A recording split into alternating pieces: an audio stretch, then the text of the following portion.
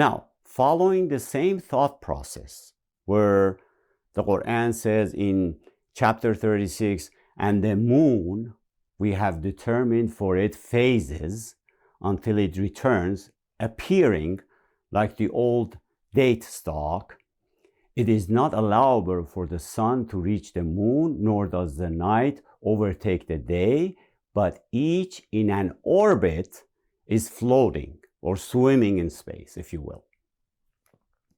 So, if the moon appears to us as in phases or stages, where in reality it's different in space, what if the heavens appear to us in a similar manner, in a way that is not contradictory to elementary science either? That is indeed the case as people used to see the skies in old times.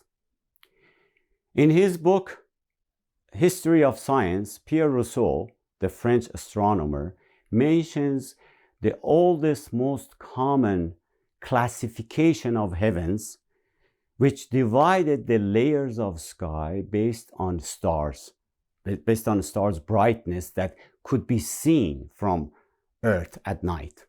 They considered the brightest stars to be the closest to Earth, hence in the first layer, and the next to the brightest in the next layer, and so on.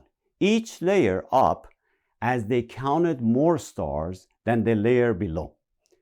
As such, with naked eye, they could see and count up to 6 layers or categories of brightness. And beyond that was considered to be the 7th layer or 7th heaven, where they could not see any stars, some of which can be seen now through, with telescopes. This was among the oldest, most common classification used since ancient times, perhaps since the old Greek astronomer Hipparchus' time. Therefore, the 7 heavens, as seen in the old days and described in the Quran, may be somewhat different than the reality of how the galaxies are stacked up and all the complex details that goes with it.